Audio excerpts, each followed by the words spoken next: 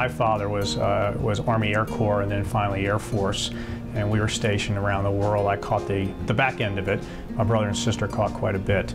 But we've lived in a lot of different states, and finally his last tour of duty was in the Maryland area, which is really where I've grown up, and it's been a great place to be.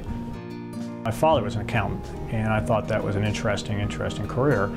And as I got into it and learned a little bit more about it, it really became obvious that I didn't want to look backwards, which is kind of what accounting does. Accounting is a historical counting up of things.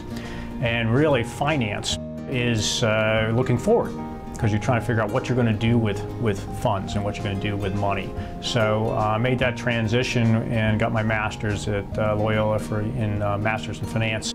The initial firm that John Ken and I were with really started to dabble in producing and providing to clients true financial planning. Not scheme products or something like that, but actual financial planning.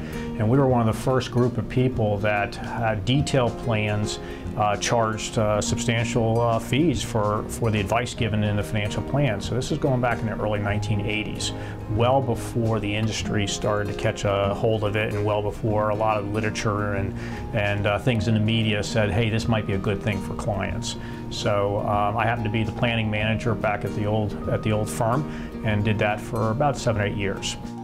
It's not unusual for eventually, when you are involved in a large firm, to dislike certain things and still like other items. And what you end up disliking is you end up disliking bureaucracy, and often you end up disliking that you can't do for clients what they really want to have done for them. Systems get in the way. Policies that are unusual and not helpful get in the way. So eventually John and Ken had the idea to create their own planning firm and their own investment management firm. And I was able to follow them into the formation of what has become Pinnacle.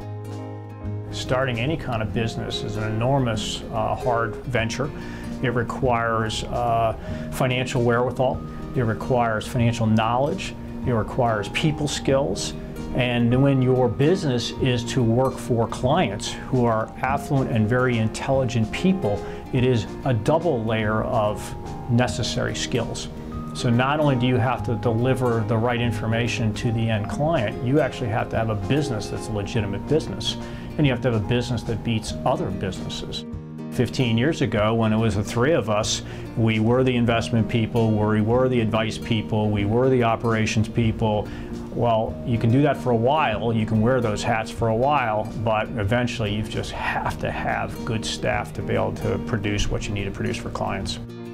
We have more people available with more resources, more background, more technical ability in a small location than the local bank or the local wirehouse or the local investment firm, because those branches or those areas are very sparsely populated with people. So yes, we're small, but in many cases we can compete because our resources are still big.